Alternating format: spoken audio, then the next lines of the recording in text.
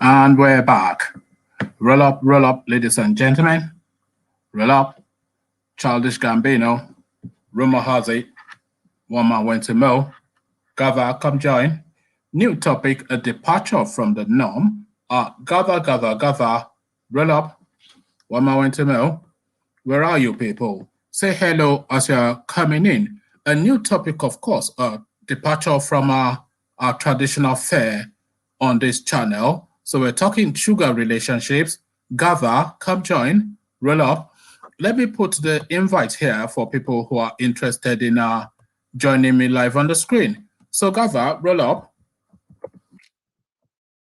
Gava, roll up. One man went to Mo. Twice as nice. It is not deja vu, it's encore. So twice as nice, one man went to Mo. Back at it again, roll up.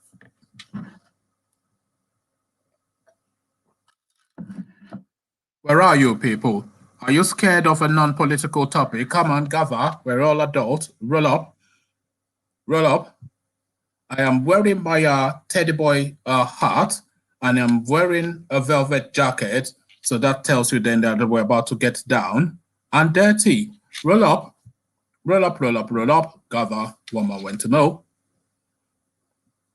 Where are you people? We're talking about sugar relationships within the Nigerian space. But then, of course, we're not restricting it to just the Nigerian space. We're taking up the entirety of both the Black African space and Black people in general. So that is the narrative that we're looking to tackle. So roll up, Gava.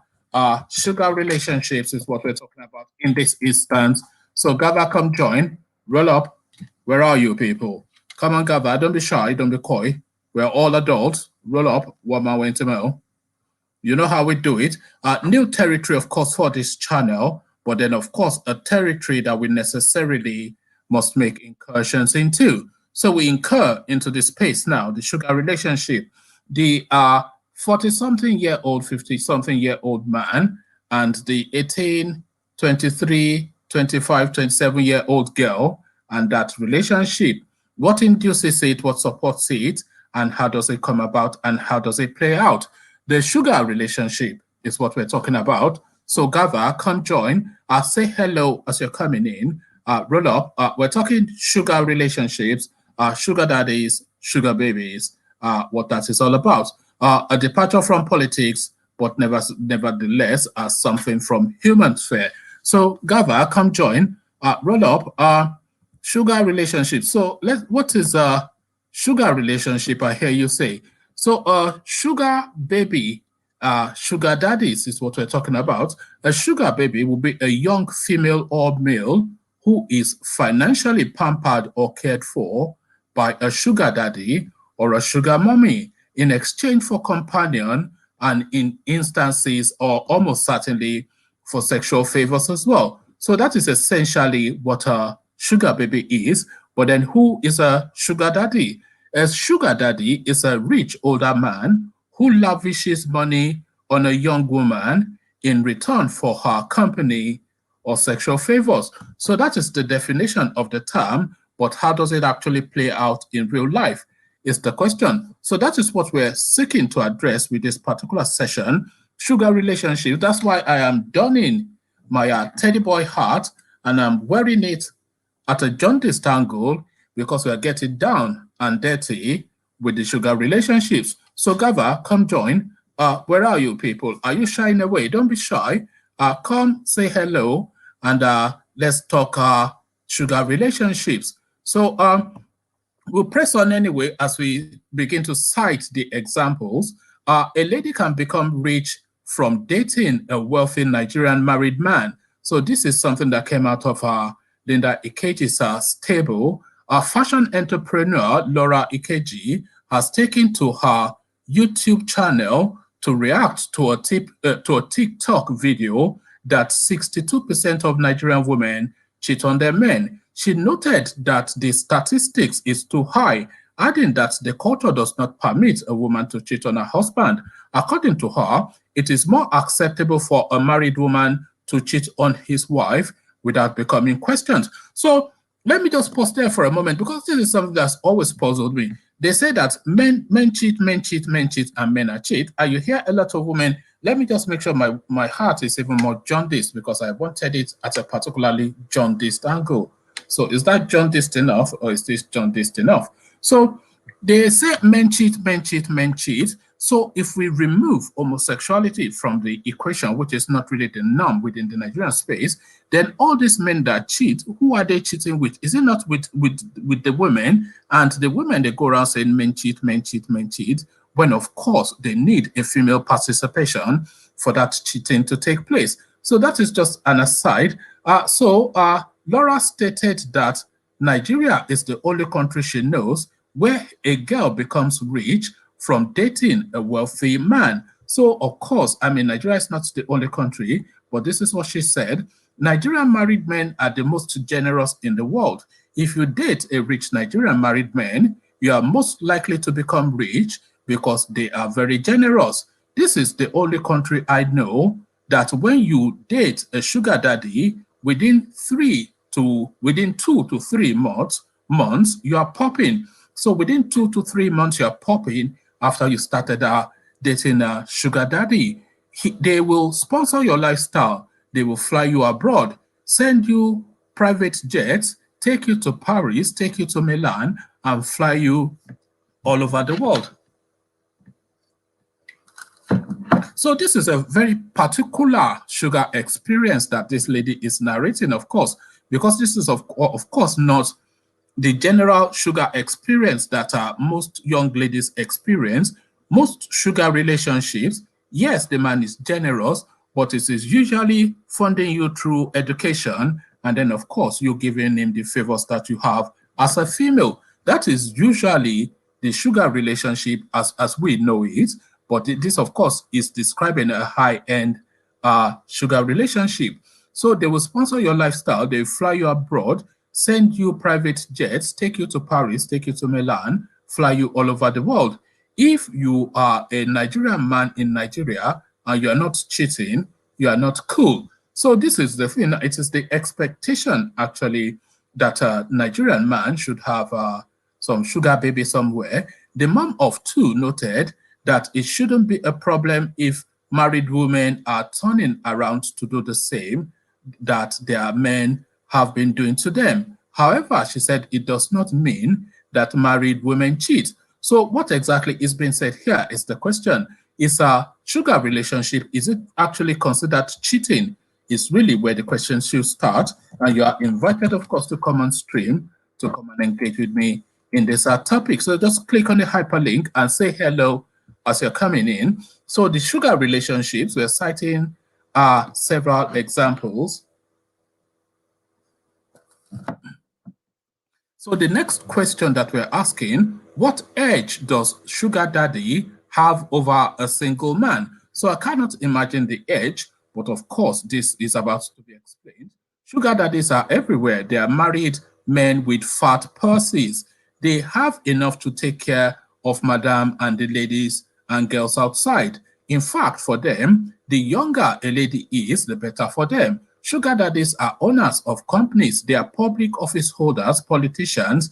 They are the sugar are so wealthy. They, the sugar, are so wealthy that they can afford to fly and keep their wives and kids abroad. So they can be free too. So we know what they can be free to. They can cater for girls. They cater for their parents and siblings, especially if such girl is from a very good in bed. So if we're actually going there, they cater for girls, they cater for their parents and siblings, especially if such girls are very good in bed.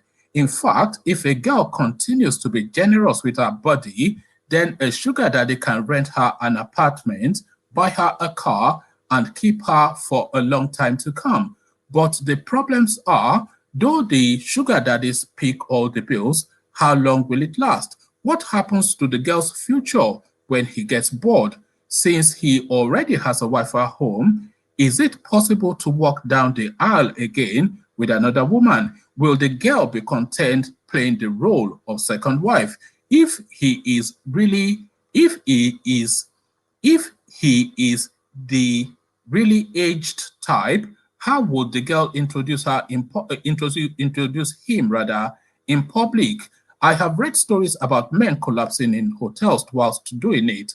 What would the girl do if she wears him out and he suddenly collapses due to exhaustion? On the other hand, a single man can be okay.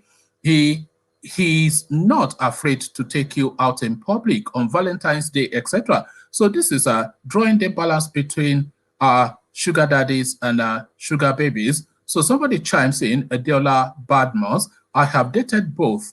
My sugar daddy is a man I hold in very high esteem. He paid my school fees throughout my years in university. So this is actually the narration of a lot of Nigerian young girls through the university system. I'm not saying the majority, I'm not even saying a significant, I'm not even saying a significant minority, but certainly a sizable amount of good morning, Isaac. So we're talking sugar relationships in this session, Isaac, but certainly a sizable amount of young ladies within the Nigerian university systems or tertiary institutions, they usually have their fees paid by some sort of sugar daddy type figure. And that is what is being explained to us by this lady. So Deola Badmos, I have dated both, and by both she means, of course, single men and sugar daddies. I have dated both. My sugar daddy is a man I hold in high esteem. He paid my school fees throughout my university years, etc. After God Almighty, he is the next person. He cares and loves me so much that there is nothing he cannot do for me. When I graduated from university, he bought me a Honda car, which I still drive till today. I know he has a wife and kids at home, but I also know that he takes very good care of them. His eldest son just left law school, and he told me also he bought him a car as a graduation present. So as you can see, no one is hurt. Everybody is happy. I am not saying it is a good thing to date sugar daddies, but if your parents are as broke as mine were, then you might be fit with it. So I don't know what fit means, but that's what she said. So that probably okay with it, or whatever that means. IFET is what she said. So that might well be a new word to me. So so that is really, the narration is just pretty much similar to what this girl is describing. A lot of young ladies through the university systems, especially, they often in often instances have this sugar relationships. So sugar daddies and sugar babies is what we are talking about. So this is a Deola Badmos's account. Also, briefly though, whilst in school, I dated a single guy. He was a medical student, handsome, and about 3 years my senior. We dated for about 6 months, and I had to call it off because it just didn't work for me.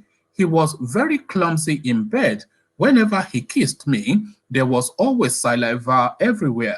Whenever he made love to me, there was never any emotion from me whatsoever. My sugar daddy is the best option for me. He practically worshipped me. I know he might not marry me in the end, but I might decide to have a baby for him just to say thank you for being there for me. So there you have it now. And by the way, shocking and alarming, you might well think, but that is actually the narrative of a lot of young ladies, not just in Nigeria, but all over the world, especially within the West African sub-region, and indeed, we just say Black Africa effectively. This sort of like a sugar relationship where this girl sacrifices herself both for her future in terms of her education and perhaps even to feed her family, and she gives herself to this older man for the pleasures that she can provide, and of course for the financial support that he can provide. So this is what this girl is narrating, and we get another narration from Mary Jane. Some sugar daddies can be very bitter daddies. The sugar daddy I once dated was not actually an old man.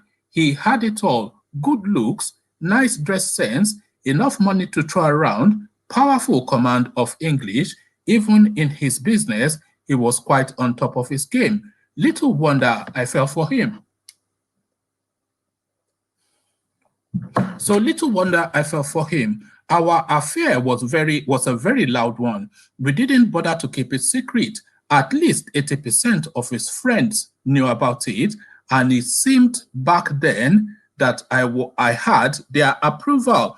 So here is a person now in a public relationship with what almost certainly is going to pan out to be a married man. He had been married for about 5 years without a child, so he is married. Perhaps he was spending all the money and attention on me so I could give him a child. 14 months into the relationship, I became pregnant. To say he was thrilled was an understatement. He was over the moon. He spent so much on me that you would think money was going out of fashion. I was thrilled to give him the child he had always longed for. Pardon me.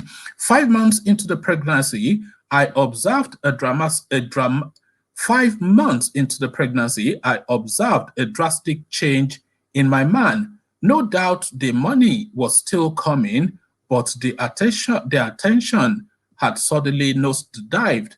First, he said it was work, then his lines became almost inaccessible. When I asked him why, he blamed it on his work. I accepted the lies he told me because I obviously had no choice.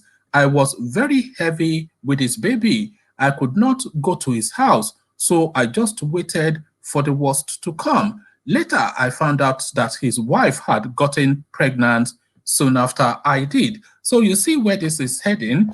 The wife had gotten pregnant soon after I did. She did not tell him earlier because she was not even aware she was pregnant until she was 3 months into it. The shock of the news threw me into false labor. I was later delivered of a beautiful baby girl that looked just like her father. His wife had a baby boy a few weeks later after I did. The point now is that he has severed all relationships with me and the baby. His friends say he's scared his wife might find out about us. On a monthly basis, my account is always credited with huge sums of money by a faceless person. I know he has been paying in the money. The society has labeled me a single mother. So is it the society, though, that is labeling this person a single mother, or is she a single mother by choice? So we're talking sugar daddies and sugar babies, the sugar relationship. This is the territory we're in. And if you have any experiences or any opinions, then just chime in, say hello as you're coming in, click on the hyperlink if you want to participate. Sugar daddies and sugar babies, this is what we're talking about in this session. So we go on to a next narrative from a person called Isat. Give me a single boy / man any day. This is what Isat is opening with. So give me a single boy / man any day.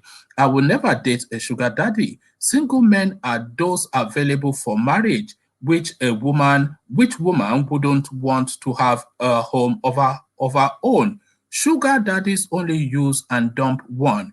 No matter how appealing their offer might be, I would rather date and marry the person I can build a home with. With single men, whether rich or poor, you are assured that your chances with him are 50-50. In fact, right now, I am in a relationship with a single man, and I feel on top of the world.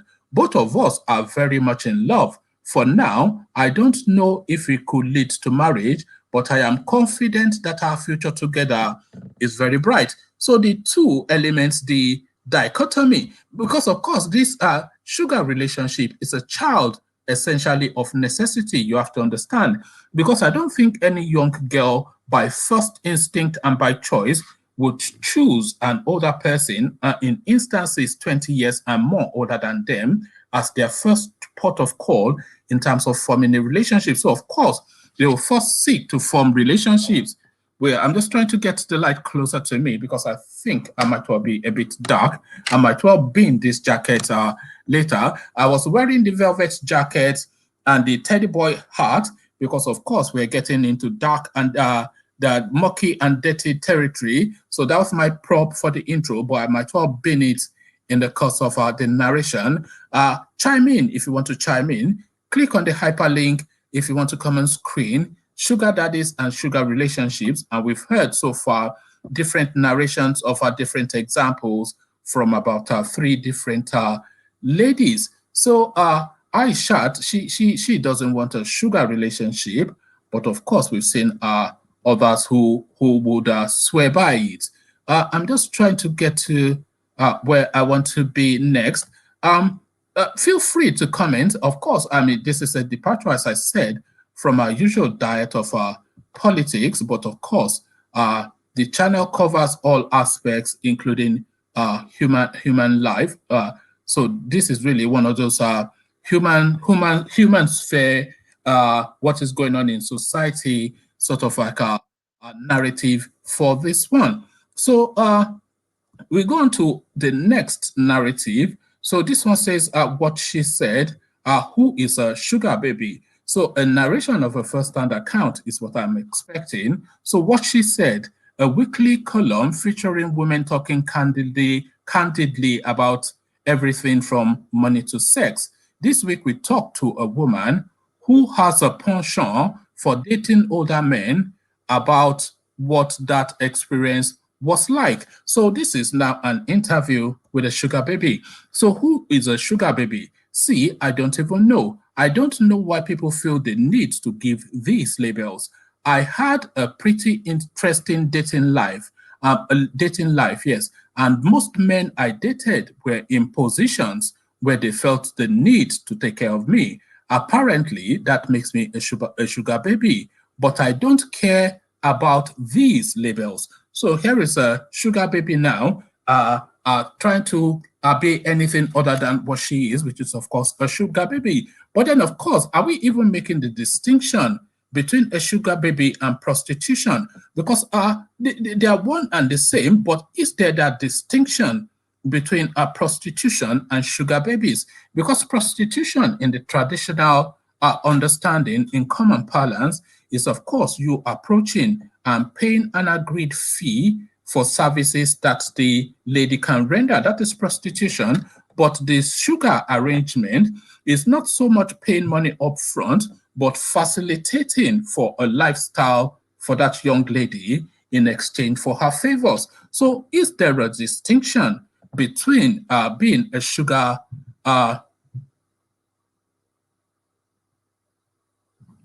somebody says, I almost lost it all.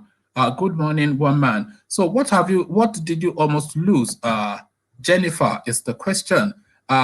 It's a new topic we're tackling now. We're talking about sugar relationships. And we're on, I think, the 3rd narration now with an interview being conducted with a sugar baby who, of course, does not even want to go with that label. So she goes on to explain just how she sees her life. First man you dated. So this is it's a question and answer session that they're having with this kept woman, we should say then, because she doesn't want to be called a sugar baby. So first man you dated. I dated this man for about 2 months. He was in his late 40s. I was 21. So she's not a sugar baby, but of course he's in his late 40s and she's 21. He was one of the very first older guys I ever dated. He wasn't married, at least as far as I knew. We were like proper boyfriend, girlfriend. I met all his friends, followed him to social events, everything.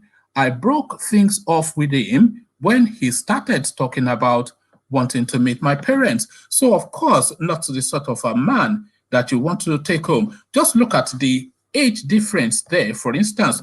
So because the traditional sugar relationship, you have to understand, is a married man having an illicit frisson with a young, pretty girl in most instances, and of course, as I said, facilitating for that girl's lifestyle in exchange for her favors.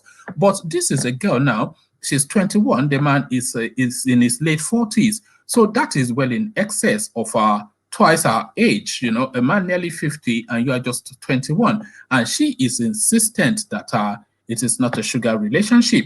So if it is not a sugar relationship and you said the guy is single and you are in a boyfriend-girlfriend relationship as she described, then of course the next course of action will be for the guy to meet your parents. But of course she said no. So why would she say no to the guy rather meeting her parents? Well, she's a 21-year-old girl and the guy is nearly 50. So of course already she knows that that is not the sort of guy that her parents are looking to her to bring home. So the sugar relationship and how it plays out, the winners and losers are what we are trying to identify. Or is everyone a winner? Is the question. So this girl now refused to take this sugar daddy to meet her parents, but she carries on. So the next question that they put to her, and the most exciting, so the first question they put to her was, who was the first man that she dated? And straight off the bat, it looks as though this girl has only ever had like a sugar relationship, because of course, if at 21, she's dating a man in his late 40s, then already she started off life with a sugar relationship. So that was the first man she dated, a man in his late 40s, she 21. But then the next question that they are putting to her is who was the most exciting? So, and the most exciting is the next question. And this is the answer that this girl gives. There was this guy who would see me only once a month in the same room, in the same hotel, every single month. This went on for a year. He was just always so mysterious. We only talked when he wanted to see, and we won't spend more than a night together until the next month. All we did was cuddle. There was no sex involved, which doesn't sound exciting, but for me at that point in my life, it was a relief. So I always look forward to it. So you have to understand that a lot of this, because I was trying to make the distinction between a sugar relationship and prostitution. And that is one of the distinctions right there between a sugar relationship and prostitution. Sugar relationships is not necessarily essentially about sex. And sex is just maybe 10 to 15% of a sugar relationship. A sugar relationship is actually more of a relationship. It's about companionship. It's about friendship. It's about just having somebody in your life. And then, of course, when it's a male-female relationship, the element of sex is not something that can ever be discarded. But here you have a girl now in a sugar relationship with a man. All the man wants is just to hold her, and cuddle her. And she said sex never took place. So that man, he didn't want to cross that line. I'm assuming now, just speculating, that man did not want to cross that threshold into having a full carnal knowledge of that girl, because that might well be for him that threshold that carries over to cheating or whatever it is, because so many people have so many fetishes. And when I'm talking about fetish, of course, I'm not talking about babalao fetish. I'm talking about sexual peccadillos. So many people have so many sexual peccadillos, so many quirks, so many habits that they have. People like being touched in certain ways or being made to feel a certain way. So that is an example right there. A man that pays for the services of a young girl, he meets her once a month in the same room, the same hotel, and the only thing that they do is cuddle. The girl went at pains to great lengths to tell us that sex never ever takes place, and that for her was an exciting thing. So sugar relationships we're talking about, and what we are going through this the third incarnation now, because we've gone through three narrations, but in this narration now, where a girl is being interviewed and she's giving an account of her experiences in the sugar world. So sugar relationships are older gentleman. So what is a sugar daddy? Again, we did mention what a sugar daddy is earlier on. So the official definition of a sugar daddy: a rich older man who lavishes gifts on a young woman in return for her company and sexual favors. So this is exactly what this girl is describing. So she's told us about her first experience and the most exciting one. Now we go on to married men. So married men is the question, and here is the answer that she's giving. I, honest to God, try to avoid them. Any married man I might have dated probably lied to me that he wasn't married. There were divorced men, widowed men, polygamous men too. Because I mean, if you have 3 wives, I don't see anything wrong with being your girlfriend. There were a couple of men I suspected were married, but if you tell me you are not married, I'll take your word for it. I am not going to start forming FBI to find out if you're not. So, sugar baby with a conscience, this one seems to be, because of course there is reason and logic to that. If she's saying in effect that if you come from that Soaka polygamous setup and you already have several wives anyway, her coming into the equation is not exactly on balancing any paradigm that is in place, because the paradigm that is in place is already that one of a polygamous sort of like a setting. So an additional girlfriend doesn't add or remove from a man that already has 3 wives. It's a logic, and there is logic to that. Let me see what you guys are making of it in the comment section before I carry on. And you are welcome to click on the hyperlink and come join me directly. Don't be shy, don't be coy. I know it is not politics. I know we're not giving Buhari a kicking this time around, but this is still part of life. So Jennifer, she says, I almost lost it all. Good morning, one man. So I think we've read that. Elo says, do sugar daddies have to be married? So this is what this girl is saying. They don't necessarily have to be married. It's really what we're gleaning from this, because the sugar relationship is essentially a wealthy older man spending and lavishing on a significantly younger girl for companionship and in instances for sexual favors. That is essentially what a sugar relationship is all about. So an instance would be a man in his late 40s, early 50s, etc., in a relationship with a 22-year-old girl. Of course, the only thing that insulates that relationship is the financial benefits that she can get, and of course, the companionship of a younger girl. So married men does not really come into the equation. So Ilo, that is what Ilo said. So Ilo says, do sugar daddies have to be married?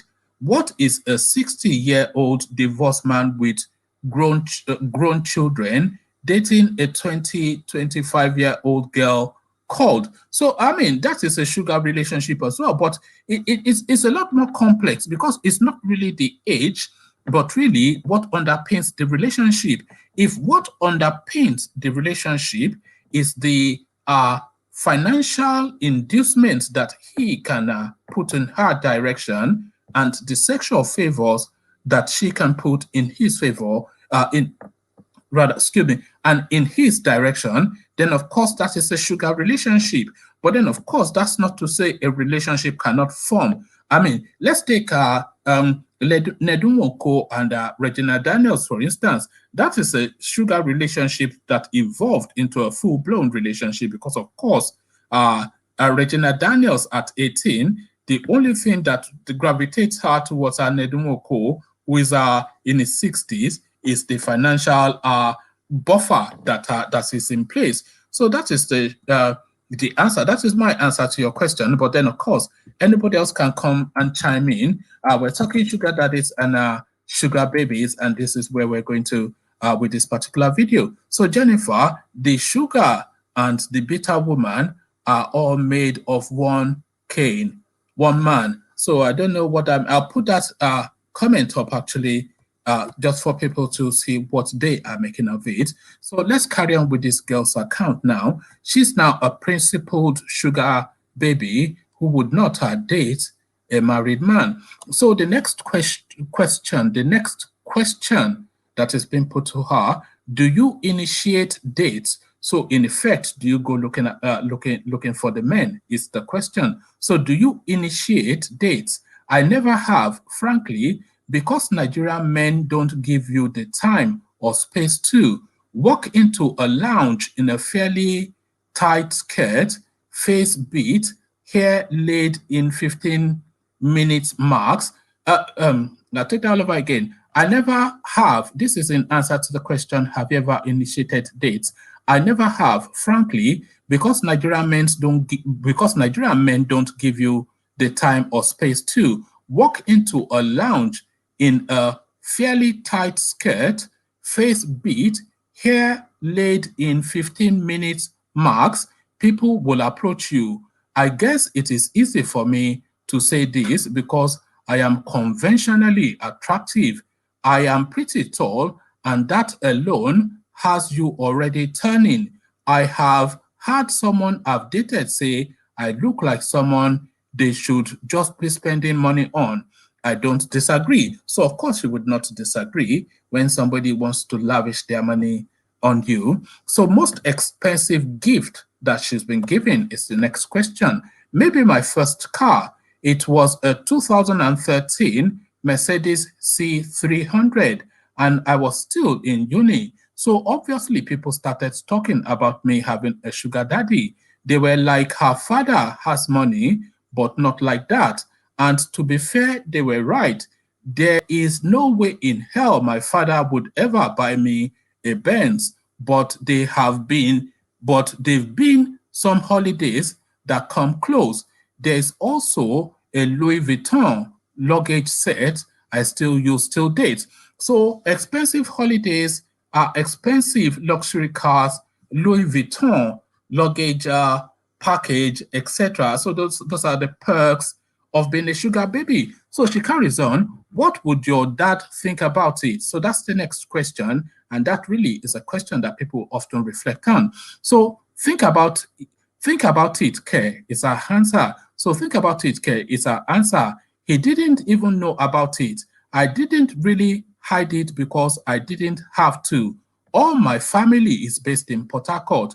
I came to Lagos for school. So I did wonder when she said her father didn't even know about it, but yet she's driving around in a Mercedes Benz provided and paid for by a sugar daddy. But then, of course, she's now saying that she's Lagos based. So sugar daddies and sugar babies, this is what we're talking about.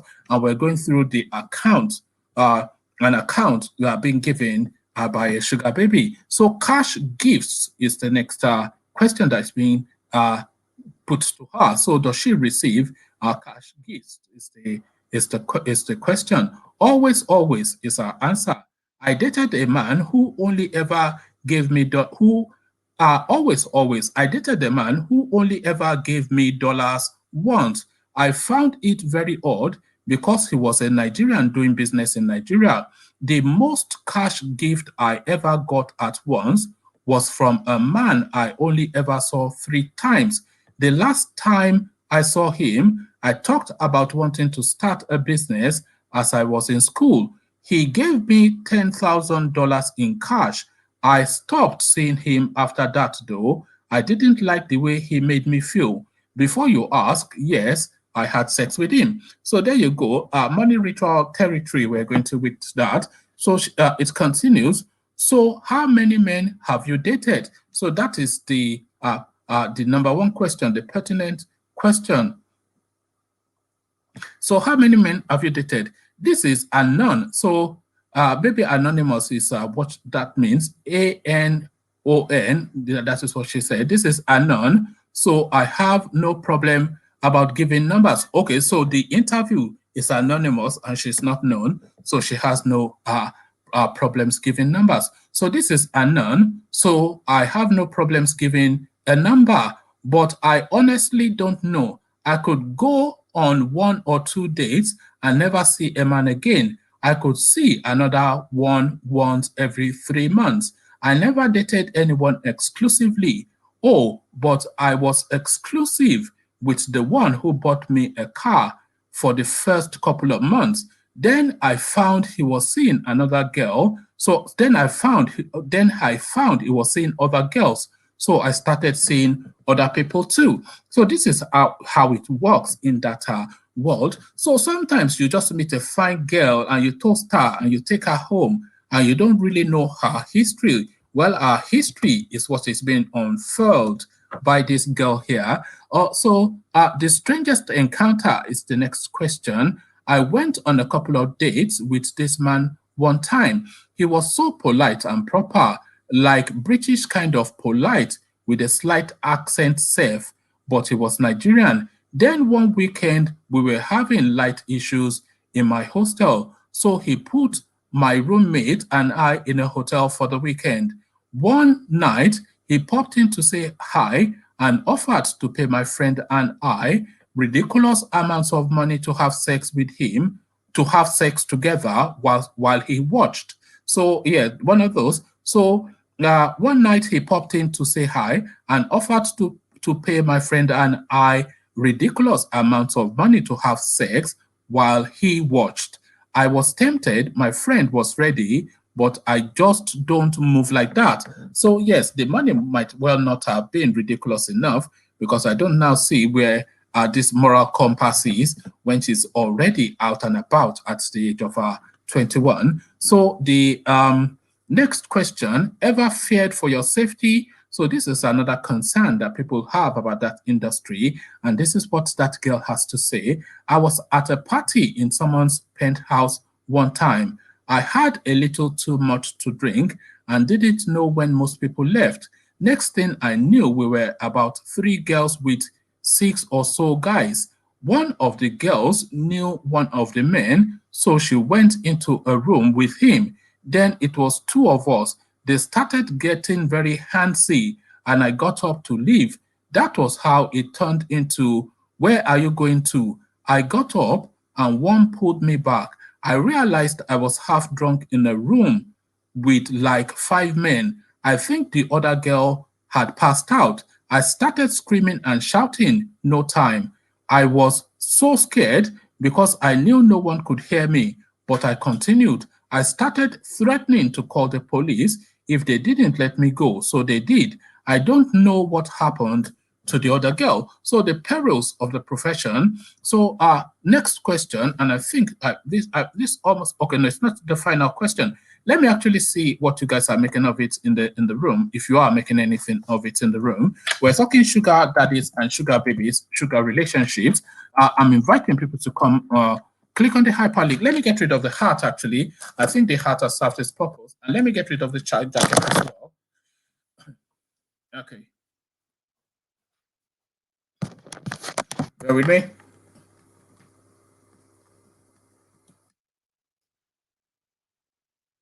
Okay, so we are talking sugar relationships. Yes, so Jennifer is still commenting. Being the first or last does not supposed to make a woman the sugar baby or sugar babe. I just find it difficult to put the word in the right adjective. So I'm not quite clear on what you're saying there, Jennifer. So perhaps you want to expand on that. So we're still going through the narration of this girl now. The time that she feared was what she just last took us through. So the next question, dating life now. So where are you currently now is the question. So this is our answer, LOL, laugh out loud, laugh out loud. I am finally dating men my own age. The highest I'd go now is a 10-year gap. I want to get married and have a kid or two. So there you have it, ladies and gentlemen. This is just the thing now. As I said, you meet this pretty girl, she will even tell you that she's just going to church or she's from church, quoting you Bible verses, but then of course her history is as has been described by this girl now. So this is it. It says, what do you miss in terms of the sugar relationship? So what do you miss? Never having to worry about money like ever. Bills always paid up to buying credit on my phone. I never had to. I was usually on 2 or 3 allowances at once. Anytime I wanted, anything I wanted was a matter of who will get it for me. I could travel where I wanted, when I wanted. Now I have a couple of friends who can be generous, but I can't just go, but I can't just up and go to the Maldives I have planned for. So there you go. She still has 1 or 2 friends. I don't know what that means really. I still have 1 or 2 friends. Let me see. It says I was usually on 2 or 3 allowances at once. Anything I wanted was a matter of who will get it for me. I could travel where I wanted, when I wanted. Now I have a couple of friends who can be generous, but I can't just up and go to the Maldives. I have to plan for it. So she can't just up and go to the Maldives. She has to plan for it. Welcome to the real world. So, next question, any regrets? So, any regrets is the next question. And her answer, she says, for what now? I was young and having fun. Most people at that age date around casually, and everyone has their preferences. Some people like tall, dark-skinned guys. Some like short, light-skinned guys. Me, I like older, richer men. I didn't get AIDS and any STI. Nobody poured acid on me. Even now that I want to marry, it's still my spec. So there you go. So that is still her spec. Her spec is still, I think, the older man. Even now that I want to marry, that is still my spec. So her spec, as she's described, is still for the older man, even though she's now saying she wouldn't date more than 10 years above her age. Biggest lesson, so that's the next question. Any man who just says he is going to move mountains for you won't. If he's going to, he'll just do it, not say it. Anyone who spends more time talking about doing things for you than actually doing them is only wasting your time. I have had a man hand me 100,000 with his business card.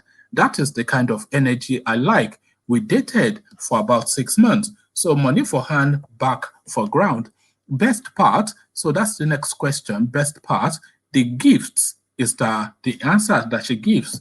Also, the gifts, they just didn't stop coming. It felt nice to just be chilling and randomly get a delivery of flowers or new shoes. Then there was my current job. I got it through an old fling. Nothing actually happened when we met, just a lot of flirting. I think he was married. Then we jammed again when I was doing my NYSC.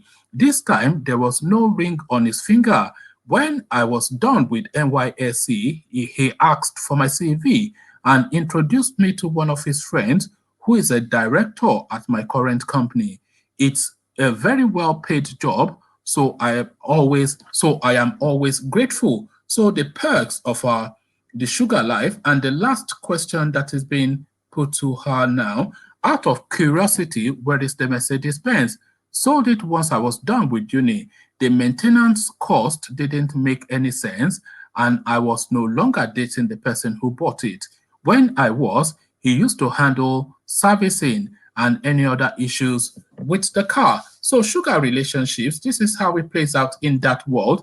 A lot that goes on in the dark shadows, and some of it now being unfurled and unraveled in this session. So come join me, sugar relationships.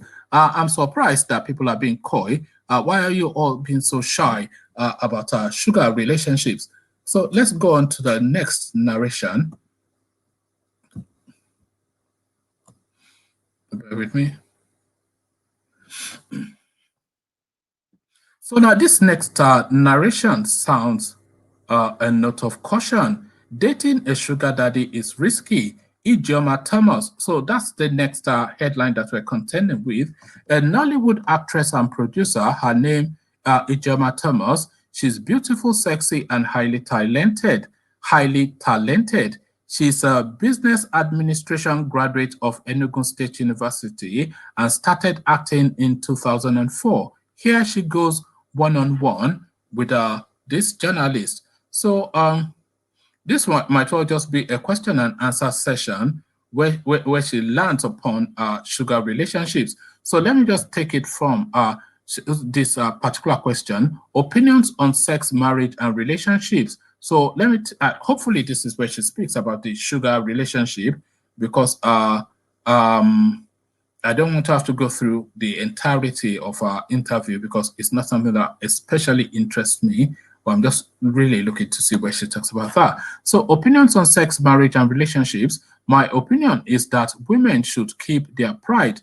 Don't sell your body for movie roles. Be focused. Know what you want in life and stick to it. Don't mess around for roles. Meaning of sexy. For me, sexy comes with an attitude of confidence and being comfortable in your body. in my opinion, it is wrong for a woman to flaunt her endowment. So I'm not quite sure where she talks about sugar relationships here.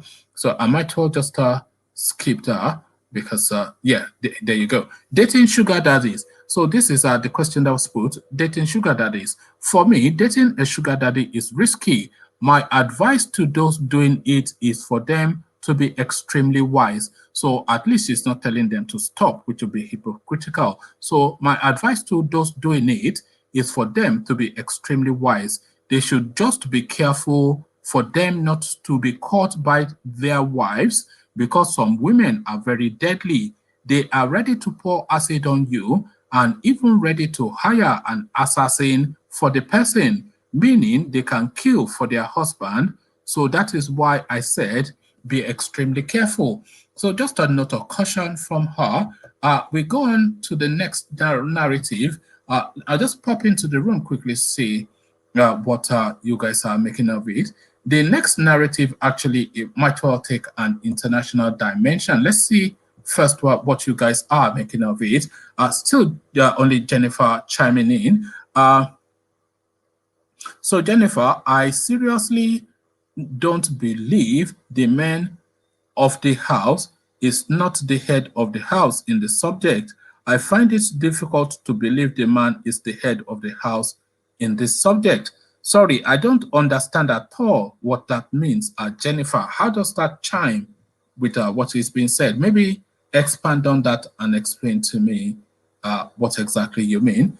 We're talking sugar relationships, though. We are going on an hour into it now, so we'll seek to round it off fairly shortly, because, of course, the audience is there, but the interaction is not there. I'm not quite sure if you guys are shying away from this particular topic, but it is, of course, something that is going on in society. So, so feel free to chime in.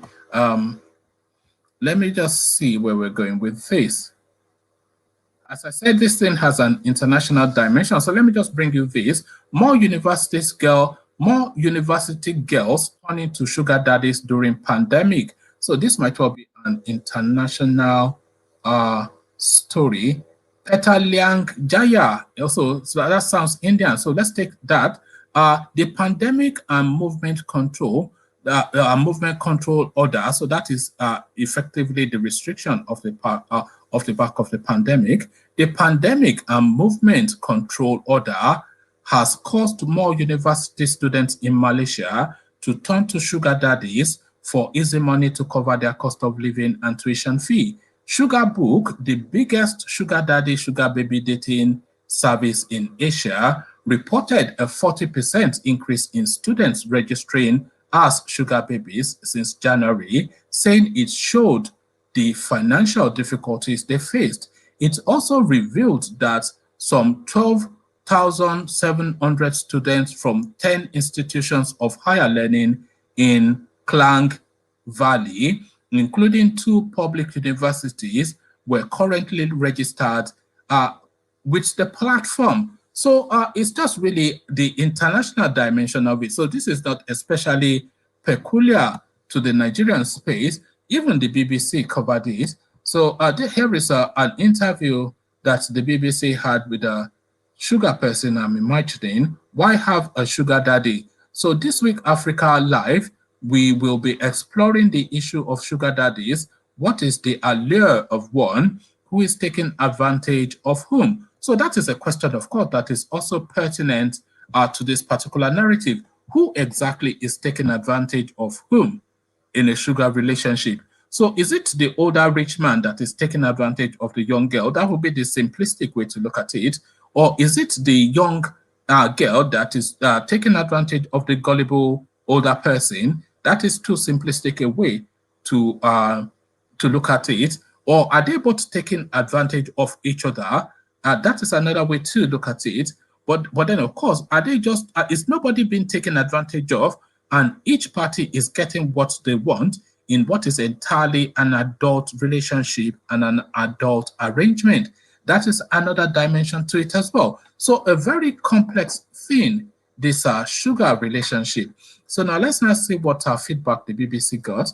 Dictionary.com defines sugar daddy as a wealthy, usually older man who gives expensive gifts to a young person in return for sexual favors or companion. Some young women, for some young women, their sugar daddy gives them access to wealth and help with college fees or rent.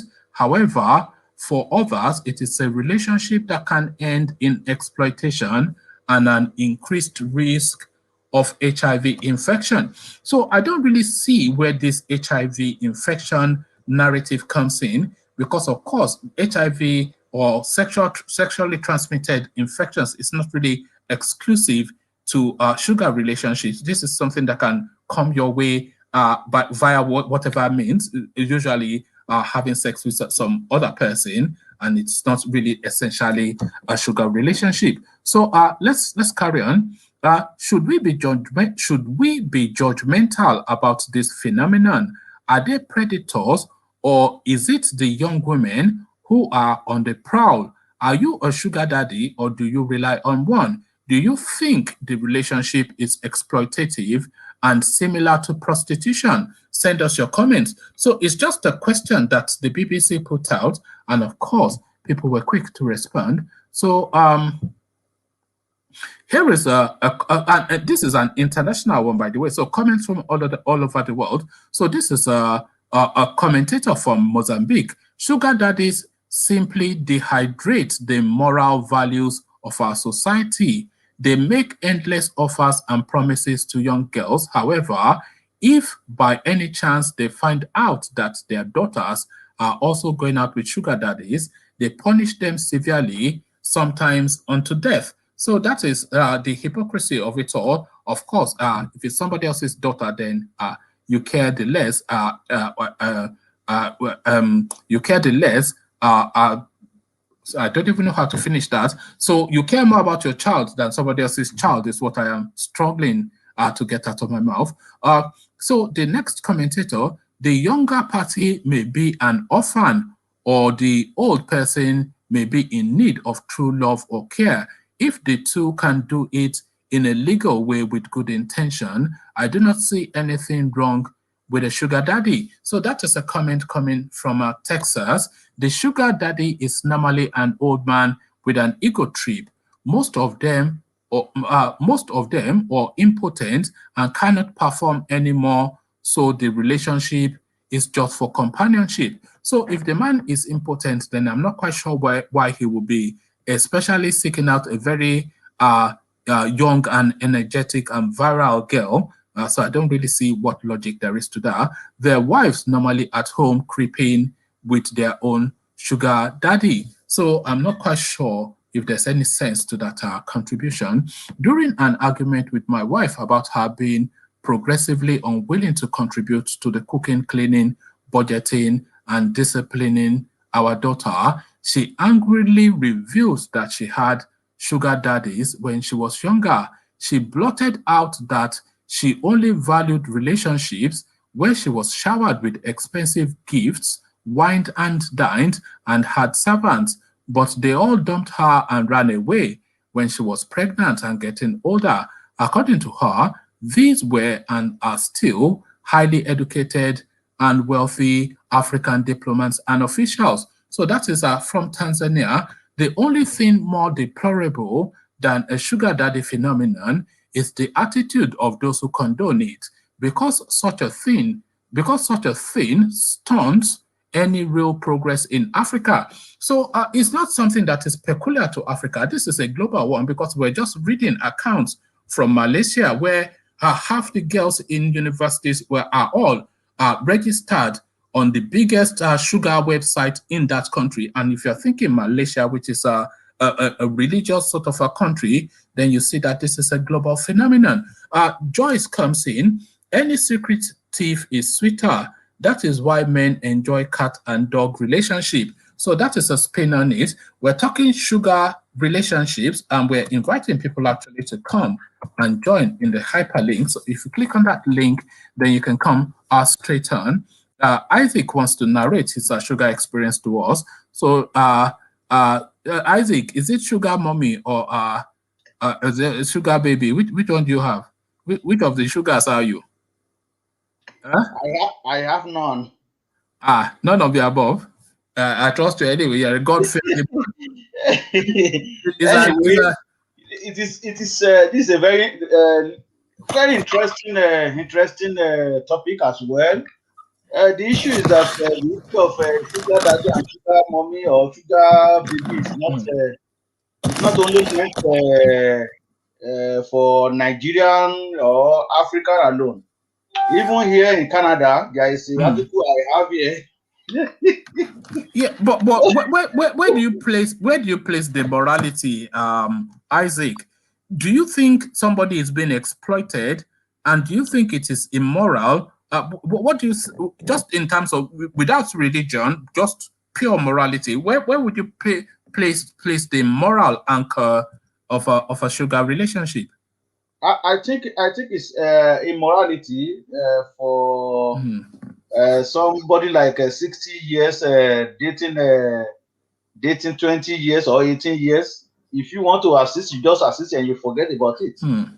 But not having relationship because, like you said, those people they don't want their children to involve in all those kind of things. Of course, Meanwhile, they can do that to another person's child. So yeah. I don't think it's a very good song. It's not a very good something anyway. It's not a Well, very good thing. it's a very complex thing, because of course, if the girl is consenting, that's one. So we're taking it from the age of consent. So we're not talking about child abuse or anything. So Yeah. let's use 18 as a benchmark, or let's even use 20 as a benchmark. So you have your 20-year-old girl who has needs, and then you have your 50. Let's not even go 60 because that marks it even more. But let's say a 20-year-old girl and a successful 45-year-old man who is married with children. So men cheat. Let's take it from the point of men cheating first. What is your view on men cheating, married men cheating, regardless of the age of the girl or the other party? It's not a good idea Hmm. but but according to people, they said women always accuse men that there is no way it has been in the blood blood of men to. It's always funny, women are every woman will say, all men are bad. So, but who are these men cheating with? Eh? Women. No, of course. They are cheating. You are accusing because if the woman is not involved, then it's not happening, and yet the men get all the blame that all men are cheat. Who are they Yeah. cheating with? When all men are cheat, who are they? Who is the other party? That is it not you or Yeah. somebody like yeah? Yeah. So that is the thing. But really, it's a very complex one, that sugar relationship, because I was just reading an account now of a girl. She was 21 when she went into that space, and the person that she was dating was in his late 40s. That's how she described him. So she was a student then, and he was just facilitating her studies and paying her fees, to the point that this guy bought her a Mercedes Benz. And she was just saying that she had a string of these men, and they were catering to all her needs. And in some instances, she narrated an experience that she has with the guy. She sees this guy once a month in the same room, in the same hotel, once a month. So one day, 1 month, so that's how it happens. But you know what she said happens in that hotel? They never have anything other than just to hug and cuddle. So nothing physical beyond just hugging and cuddling. And for that hugging and cuddling, that man gives her a very generous allowance or fee just for that. So it's not as though they're having full blown intercourse or anything. It's just for that. So it's a very so then you are asking the question, then what need is lacking in that man's life, and what threshold? Because what I was saying when I was reading that out is that that man probably thinks that having full sex with the girl would be considered would be his threshold for cheating, but just meeting her in a hotel and just touching each other up a little bit and then leaving, he doesn't consider that to be cheating. So it's a very complex thing. And that girl was very casual about it. So she's dated countless men. She's traveled around the world. Somebody gave her $10,000, 100,000 naira. She just money after money after money. She's just woofing it up from the age of 21 till up to however old she is. But what she was then saying was that she's now at that stage when she wants to settle and have a child or two. So she would not now date a man that is 10 years older than her. So, of course, you'd expect that she'll be in some church now wearing long skirt and not wearing makeup. And people will be saying, oh, our dear sister is single. She's a graduate and intelligent. See how beautiful she is. And then some young boy, maybe he has gone abroad and come back. And they say, oh, well, I can vouch for her. She's always the first in church. She even cleans the toilet.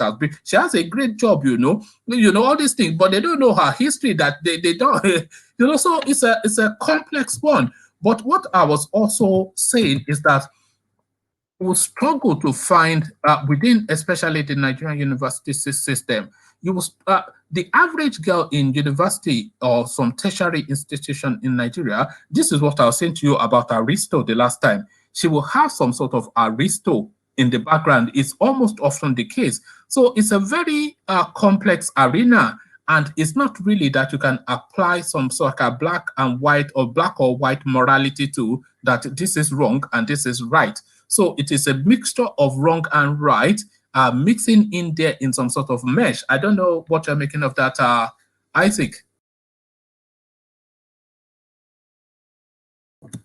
On mute. The issue is very complex, really. Like the example you just made, the lady that is now going to the church now looking for a husband, not knowing that he has already used half of life to at least to satisfy some men. So the person now that is going to marry and now is going to maybe enjoy the little half that left back. So and also, will a girl that is used to that lifestyle, will she be able to satisfy herself with a guy that is just up and coming? That is exactly what I want to say. Yes. So because even because she has already tasted life, she has seen money. Now let's say she married somebody now that's even managing in one company or in government office. Don't you think that she will eventually go back to the same thing that she was doing before? Because if the man cannot provide, if the man cannot bring money home now, or maybe the man is getting percentage. Even if the man can, let me describe the life that this girl was saying she was living. She says they'll fly her to Paris, Milan, the Maldives, etc. They provide private jet. Somebody bought her a 2013 Mercedes-Benz at university. Somebody they didn't even get to full-blown sex, gave her $10,000. They'll dash her 100,000 naira. Somebody was just paying her just for the pleasure of toasting her, hundreds of thousands and millions of nairas, hard currency, etc. So just lavish. So this guy now that she's going to marry, if this guy is not a multimillionaire, that guy, the moment he's married to that girl, then they are on that first bus to the divorce center, maybe 5 years. It will not last now. When she has enjoyed life at that level, and suddenly they are out, and then she sees one of their rich. I say, "Oh, you are married now. You do. I can take this $10,000. You forgotten my number, Abby. Anyway, congratulations. So take this." Before you know it, she's Exactly. And the marriage is not going to last anyway. No, never. Never. It will take a full courage for her to get back to her senses. No, never. So it will take a lot of time for her to come back to her senses from what she was doing before. And hold on. Man, can you use your headphone? I'm going to bring you back on, but you were just coming harsh. So put your headphone in, Egbaman. Can you hear me now? Oh, okay, I can hear you, but Isaac was making a point. So Isaac, make your point, and then I want to put a question in as well. So Isaac, make your point. Okay, so it will take a full deliverance for that marriage to work, for her to be able to go back to her senses, the real senses. But the person who has already enjoyed his life. I want to put a question to you, and I want you to reflect on that question. I'll go to Egbaman. He can answer that question again as well, and then I'll come back to you. Are you making a distinction, or is there a distinction between a sugar baby and a prostitute? So that is the question. So I'll go to Egbaman. Egbaman, did you hear that? Yeah. Okay. So hello, how are you? Tell us what your take is. Say what you want to say, and then answer the question that I've just posed. Well, a sugar babe and a prostitute. The difference is there's no really much difference. The difference is one proposes exclusivity in some sort of way. So the sugar babe is kind of exclusive to the highest bidder of some sort. Where prostitute is just seasonal, it depends on who's paying at that moment. But a sugar babe is just a sugar babe to one person for that time period. So I'm not sure that I can fully make out what you're saying. I'm not sure if Isaac is hearing you okay. Can you make out what Egbaman is saying, Isaac? No. No, we can't make out what you're saying. There's some rattling in the background, and then there's an echo to your tone. Okay. Let me fix my mic. I'll come back in a minute. Okay, let me fix my mic. All right. Cheers. So over to you, Isaac. The distinction, or is there a distinction between prostitution and sugar baby? Okay, to me, I don't see much differences between two of them, but the main difference between two of them is that prostitutes is just that you pay money, and then you don't have to approach, you don't have to talk. The location where they stay. You just pay your money and you do what you have to go and do what you have to do, and you go away, and you don't have to continue with that same person. Yeah, but exactly. For the sugar baby now, so they have interaction and they agree to go along with one another, and it will be consistent relationship until maybe when trailer across two of them.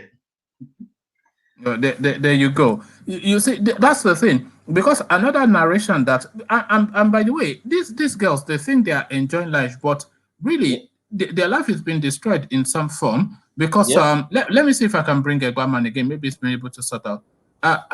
Egbaman, are you still with us? Can you hear me now? We can hear you, but carry on. Yeah, okay, I think that's better for. So carry on. What are you making of it? So are you a sugar boy? Do you have a sugar mommy somewhere? What is going on? You sound like a sugar boy to me. No. You see, the thing is, prostitution is they say it's the oldest profession, right? Yes. Yeah. So you cannot. The issue of sexuality, I always laugh when we try to cover our sexual needs and desires with religious clout. Like the pastor, like, oh, I'm a man of God. I'm not. Everybody has sexual needs. Everybody's sexual drive is different. Now, what you can gain from it is a different question. That comes to your ethics and your morality. Okay, that is where it comes from. Having restraint, even though you can. Sorry, I'm not sure if you answered my question about the distinction between. Okay, let me answer that. Between prostitution, and expand on it as well, because I feel it's a lot more complex than black and white. But tell me what you think. The distinction between prostitution and the sugar baby and the sugar experience. Okay, based on my experience and people that I know, friends that I know, there is some form of exclusivity when it comes to sugar babe. That is, it's still a form of prostitution, but if somebody is paying you to be the girl, their lady for a period of time, Now, the process on the other way is just pay as you go. It's in the mood.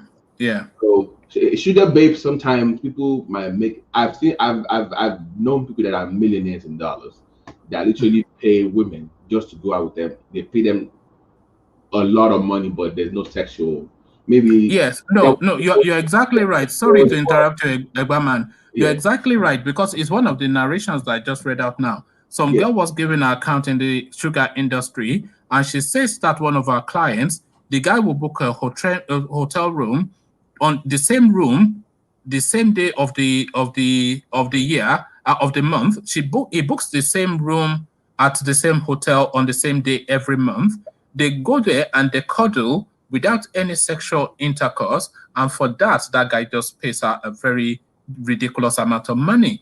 So that's just to add on to what you are saying, that it is not necessarily a sexual thing. Yeah, but the distinction, because you can also get a prostitute to do that for you for a night where there's no sex involved. But the thing is no, a prostitute cannot do that, because the cuddle that this man is getting from that girl is as a result of the affection that he feels that he has for her, and that has grown over the time. So it's not just some random girl that is hugging; it's a girl that he feels he has some form of relationship with. So that's the distinction slightly. Okay, the reason I disagree with that is because there's an industry in the United States actually, where, like in Vegas, for instance, people cuddle with people that they've never met before and they pay them. So, but my bigger point was that of exclusivity. The sugar babe does not just do just any other man. It has to be just that guy, because that guy is paying her to be a lady. So the one I know that I used to know, he lost his wife, right? They've been married for like 30 plus years. So he was looking for that emotion. It was not necessarily sexual. So he was paying for her school fees and her needs and everything else. And in return, you cook for him, hug him, just make him feel like a man, because of the depression he was suffering at the time. So is that exclusivity that I think it makes the difference. It's still a form of prostitution, to be honest. I think it's still a form of prostitution in some way. But the other question, Egbaman, that I wanted to put to both you and Isaac is that are these girls actually sacrificing their future for this industry that they're in? Because your average sugar now, let's say your 25-year-old sugar babe, she then is in that sugar industry for 10 years or so, and then of course she's 35. She has the man has built her a house, bought her a car, or the men they've built her houses, bought her cars, etc.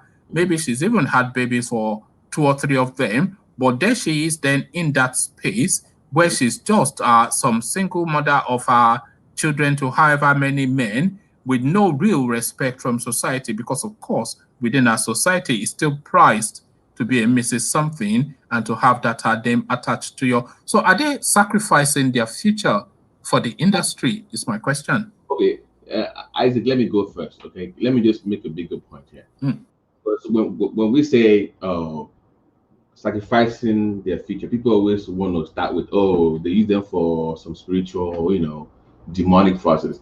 So leave that alone for a second. Leave the spiritual aspect. The problem I'm in healthcare, okay? So I know former sugar babes, former models, beautiful ladies that used to date all these politicians in America.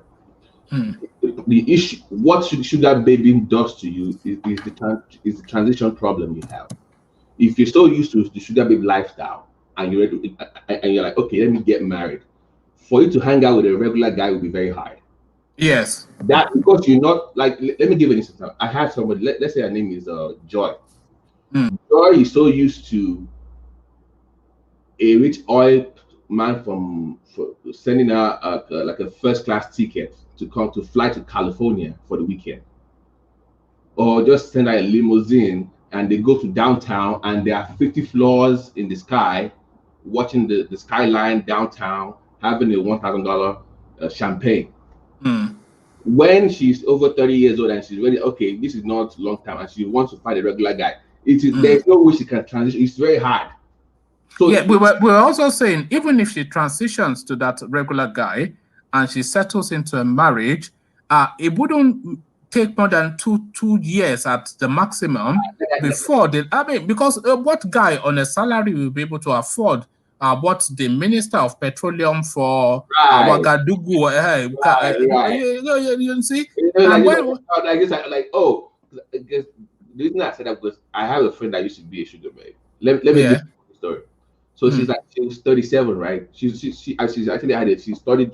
She went to mass to UPenn, right? Master's degree. She said she makes about $100,000 a year. So she's doing okay, right? And like, oh man, you need to hook me up with somebody. You know, I can't be doing all this sugar, whatever. I'm like, okay, let me find you someone. So I put on a blind date, right? A blind date.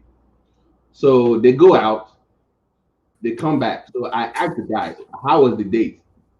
He's like, man, I spent a lot of money. I spent over $20, you know, making her good, feeling her good. So I called him, like, how was it? He's like, that guy was cheap. I said, $20. There you go. You know, he's supposed to pick me up in a limo, you know, flowers. Like, that is what she's used to. Yeah, but of course, if you go back, if you go back to watch this, or hopefully you will go back to watch one of the narrations that I was giving, and then we go to Isaac. One of the narrations that I was giving, this girl, she was being interviewed. She's a sugar babe wanting to come out. She was talking about people flying her around the world in private jets, Paris, London, Milan, etc. Right. $10,000 gifts, expensive hotels, Louis Vuitton bags. She says she'll just be in her house, the doorbell will ring, and then it's a Louis Vuitton luggage package, just brand new, just for you, for being beautiful. Now, which guy is an accountant or is a lawyer, is a banker, whatever that guy is? What salary are they paying him in that bank that will afford him private? It cannot last. Isaac, let Isaac come in, and then we come back to you, Eberman. Isaac, what are you making of it? Well, as we have been saying, there is a lot of problem for such person anyway, because number one, that lady already exposed to so many things of the world. So then, for her to really settle down, to really find a man, it will be very, very difficult. Because in this situation that we find ourselves in Nigeria, that governors are paying half salary, 35%, 10%. Find a man that will be spending, that will be giving you first class ticket to Paris, to Dubai, and to go and stay at the Burj Khalifa. She won't find any man. No, and the other question is, what is the shelf life of a sugar babe? Because after you are going past that age of 35, you are not sugar anything anymore. And the older man that wants a young babe, there are countless of them. So they bring you. So what's the life? They're done with you, and they will pick another sugar baby. But then, what is your fate then? Is the question, because your mouth has now been widened, and your shelf life, you have now passed your sell-by date within that industry. But then, of course, you cannot go to that young boy that is wearing a suit all over town with the CV saying, "I got first class, give me a job." Yeah. So that one is out of your market. The successful guy that is in a job, he has already been snapped up by the responsible girl. So where is your market? Where is your market when you hit that threshold of 35? When you are not that guy sugar anything to anybody, but then you are not anybody, you are not the sort of girl that anybody wants to take home to their mother. So this is the question. Yeah. Is it that the lady now remains single forever? Yeah. Or she be the second wife? Or go and look for spam donor. That's another thing that they are doing. They are doing it actually. They are doing. Eberman, you seem to have some understanding of that space. What do you make of what I've just described? In the Western country here, when you have a pharmaceutical babe, what happens is they will usually find a younger guy, a very inexperienced guy that is not well knowledgeable to red pill environment and what that kind. So because she's still beautiful, she just older. So they then become the sugar. No. Because those kind of guys, imagine dating a former model. To you think you go, oh my God, man, I got the best baby in the world. She's 38, she's 32. So what happens is they either marry a younger guy that they can control and manipulate, or they remain single and they just have kids out of wedlock. But most of the time, they will find a younger guy that, because we don't do the second wife in the West here, but they will find a younger guy, very naive, inexperienced, think he's getting bargaining for the buck. But the bigger point is that for a woman, it's harder for them to transition. Like for us now as men. What's that rattling noise? Oh, okay, go on. Yeah. For us as guys now, by 21, 22 years old, we know if we are good looking or not. So we make adjustments already. For a woman, it's hard to say she's not. Every woman thinks they are 10. Every woman thinks they're beautiful. So it's hard before she can even think that she can. Like so what happens is those former sugar babies at least 30, or close to 40 years old, they are still. I can see they are still competing with the younger ones. Yes, they're still wearing those short skirts and still, you know. So they're still in denial. It's just that when they used to put one layer of makeup before, maybe it's 10 layers now. But still, they're still out there battling it with the 18-year-old. And also, this is where I always also tell guys, you know, in church too. So you see them now they are born again now. Jesus Lord. Let's keep it real. All of a sudden they are in the singles meeting looking for the brother. So I always tell guys, no, church is not for me. Church is not the place to go find a wife. I'm telling you, because. But where is? No, it's because I'm always saying that anybody that does not find their partner in the university, it is always then potluck what they find after that. Yeah, because people have gone through a lot, but. I understand that there are you know there are exceptions to the rule. There are differences across the country, but I grew up in an environment where I've seen a lot of women go through that. But you can also, when you have it, okay, let's take it to, because I studied psychology as a minor in university. So let's go a little bit deeper if you don't mind. Yeah, carry on. So when you have a young girl growing up without having a dad at home, you don't have a father figure at home. So I see a pattern.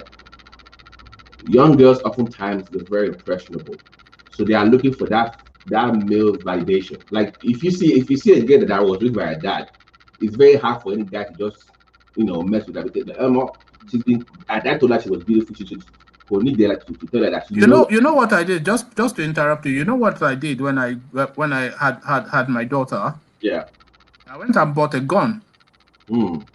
It's a replica. It's an old gun, decommissioned, for just an old, I think from whatever World War.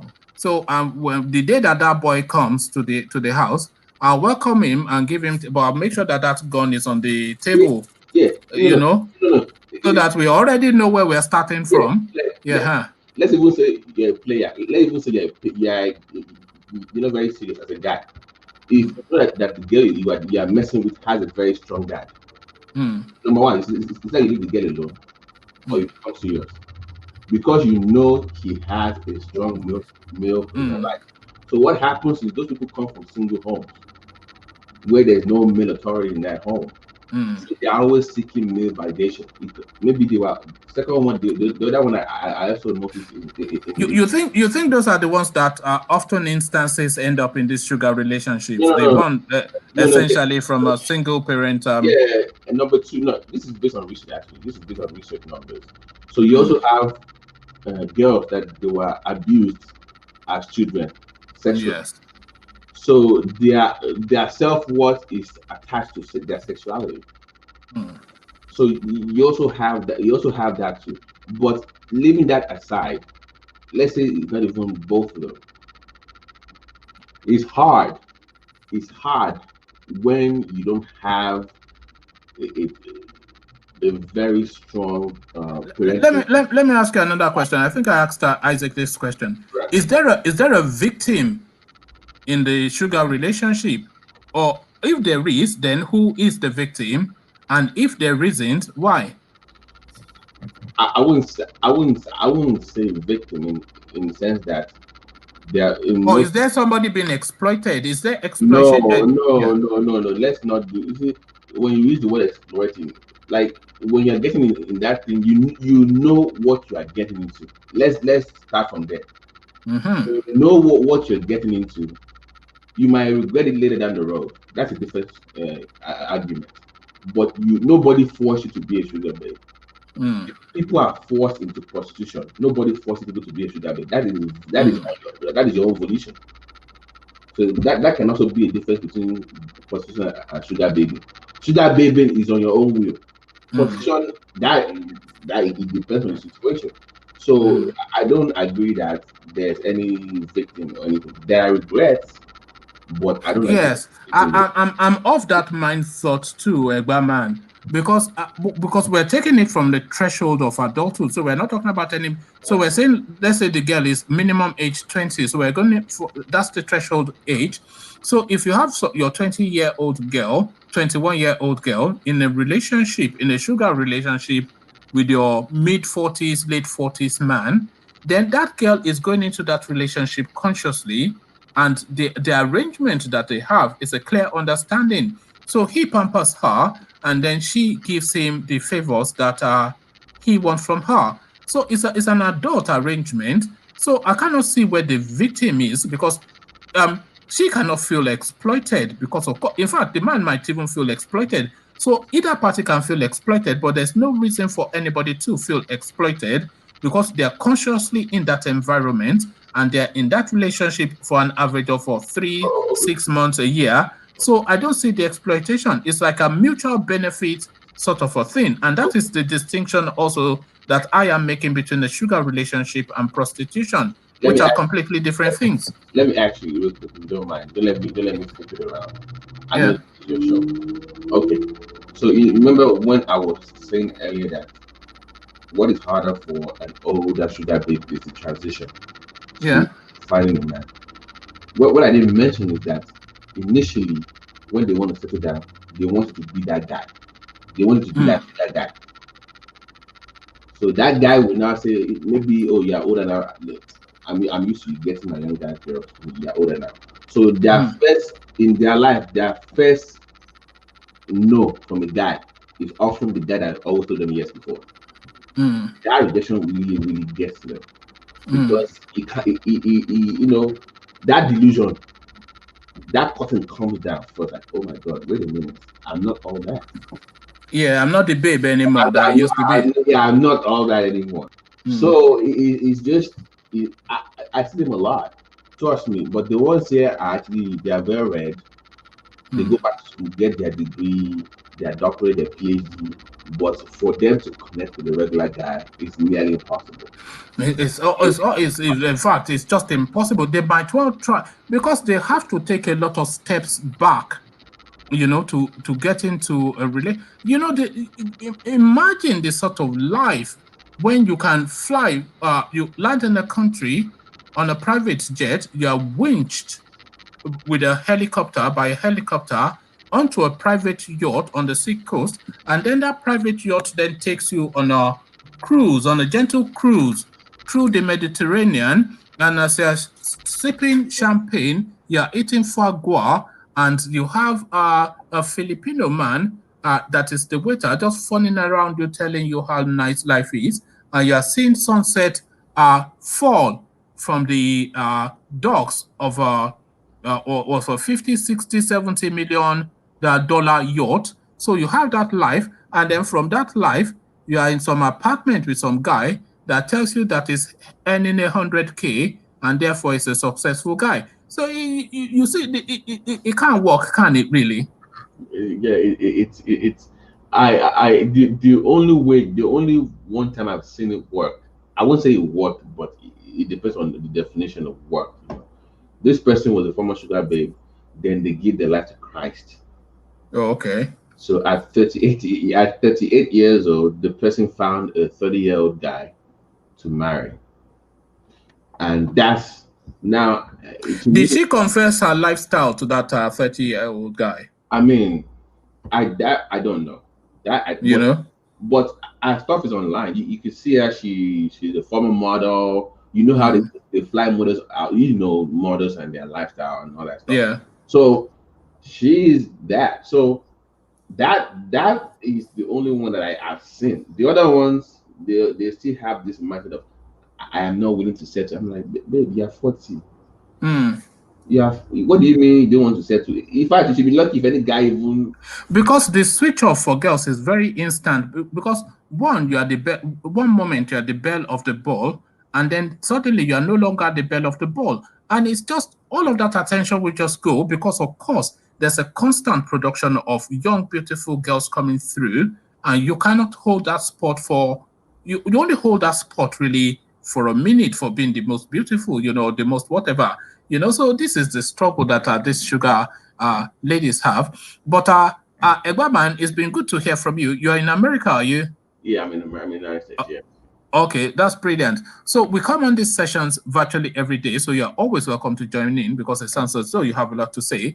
But I'm seeking to round off now, so just give us like passing comments, like a closing remark on this particular topic that we're discussing. So just our final thoughts. Yeah, my final thought on that is money and sex have always intertwined from time immemorial. Those are things you cannot separate. Sex, money, power. Those three things will always go together. So it is natural for females, especially the younger ones, to be drawn with men with power. Now, exactly. And we always exploit that opportunity to get their sexual needs fulfilled. It's always been the way. Now you need to know when to hold them, when to fold them. If you stay too long in the game is that Dolly Parton?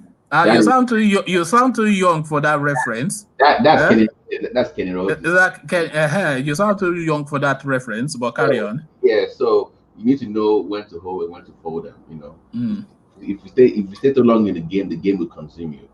There you go. Yeah. You get played, or everybody gets played eventually. It's really the summation. So thank you, Egbaman, as we seek to round off. Let me go to Isaac if he's still there. Isaac, are you still there?